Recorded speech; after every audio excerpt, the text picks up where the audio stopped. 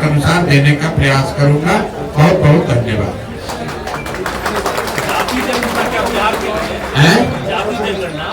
जो बिहार में दावेदारी कर रहे नीतीश कुमार और जो अन्य सरकार है, बोलिए बोलिए, माइक में लेके बोलिए, माइक में लेके बोलो। अभिशाप है बिहार के लिए, क्या अभिशाप है या फिर वरदान? नहीं, जाति की बात कर रहे हैं कि जाति जनगणना की बात कर रहे हैं? नहीं, बिल्कुल नहीं। अभिशाप क्यों है? किसी भी, पहली बात कि बिहार में जो काम हुआ जातियों की संख्या को गिनने का, वो जनगणना नहीं है, वो सर्वे है। जनगणना कराने का अधिकार राज्य सरकारों को नहीं है, जनगणना केंद्र का मामला है। लेकिन उसको आप सर्वे कहिए या जनगणना कहिए, जो सर्वे यहाँ आया उससे कोई दिक्कत नहीं है। सर्वे में तो वही बात निकल के आई जो सब लोग कह रहे हैं कि समाज का एक बड़ा वर्ग जिसके नाम पर पिछले 30-35 साल में राजनीति की गई, जिनके वोट से लोग सत्ता में बैठे, उनकी स्थिति, उनके बच्चों की स्थिति जो आज से 30 वर्ष पहले थी, कमोबेश वही है। जातीय जनगणना सर्वे का जो राजनीतिक फायदा उठाने की लोग कोशिश कर रहे थे, पिछले 1 साल से हम कह रहे हैं इसका कोई राजनीतिक फायदा नहीं हो सकता है। और उसका परिणाम ये है, आप देख लीजिए कि जातिगत जनगणना और सर्वे को देशव्यापी मुद्दा बनाकर भाजपा से लड़ने का दावा करने वाले नीतीश कुमार खुद ही अपना दल छोड़कर भाग गए भाजपा की शरण में। अगर जातिगत सर्वे का कोई चुनावी असर होता तो नीतीश कुमार छोड़कर भागते नहीं। तो ये सीधा दिखाता है, कोई भी सर्वे, कोई भी जनगणना अगर आप करते हैं, समाज के विभिन्न भागों के वर्गों की स्थिति के बारे में अगर सरकार को उसके बारे में बेहतर जानकारी होती है तो उसमें कोई नुकसान नहीं है। लेकिन सिर्फ जानकारी हो जाने मात्र से लोगों की स्थिति नहीं सुधरेगी। ये जनगणना का विषय नहीं है। पूरे देश को मालूम है कि बिहार देश का सबसे गरीब राज्य है। ये जानकारी तो सरकार के पास है, तो उसे का यहाँ गरीबी खत्म हो गई। पूरे देश को मालूम है कि बिहार सबसे अशिक्षित और बेरोजगार राज्य है, तो क्या यहाँ उससे शिक्षा की स्थिति सुधर गई? ये तो ऐसे हुआ कि आप पुस्तकालय में, लाइब्रेरी में जाइएगा, आपको सारे किताब रखे हुए, उससे आप ज्ञानी थोड़े ना हो जाइएगा, आपको सही किताब पढ़ना भी पड़ेगा। तो जनगणना से जो स्थिति निकल के आई उससे स्पष्ट है कि बिहार में गरीबी, अशिक्षा, भ्रष्टाचार, भुखमरी बहुत बड़े पैमाने पर है।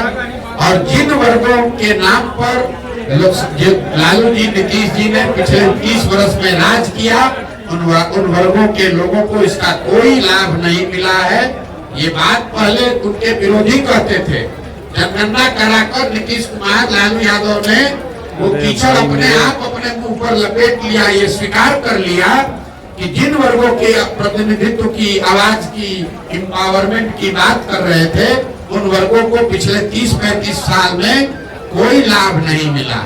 ये जो कहा जा रहा है कि सत्ता में जो लोग बैठे हैं, तो भाई ये बताइए कि अगर जो समाज में अति पिछड़ा है, जो वंचित है, जो मुसलमान है, दलित है, महादलित है, अगर उसको लाभ नहीं मिला तो उसके लाभ का हकमारी किसने किया?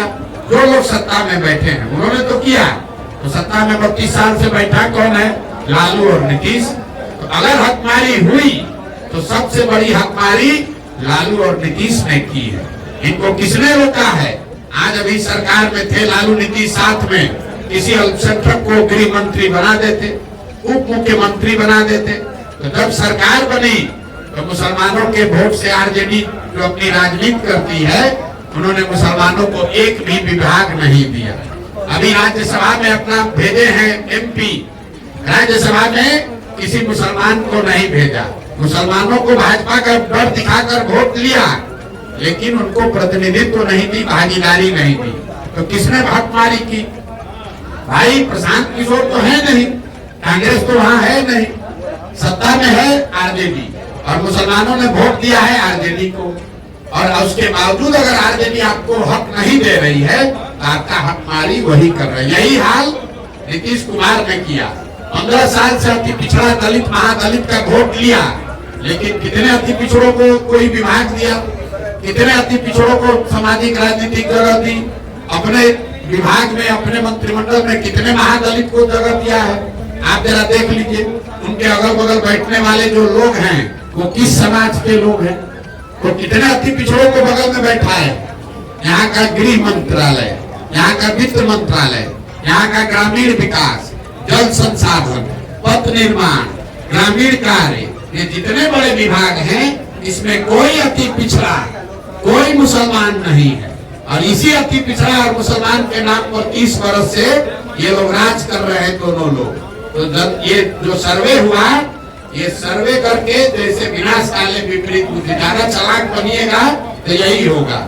ऊपर वाले ने आप ही के हाथ से ये स्वीकार करा दिया, प्रमाण दे दिया कि जिस 30 साल से मुसलमानों के अति पिछड़ों के महादलित के वंचित के नाम पर आपने वोट किया, उनको आपने कोई हक नहीं दिया। उनकी आर्थिक, सामाजिक, शैक्षणिक स्थिति जैसे 30 साल पहले थी वही आज बनी हुई है। क्या जन स्वराज जो है, क्या जन स्वराज जमीन तैयार कर रही है पद यात्रा के माध्यम से?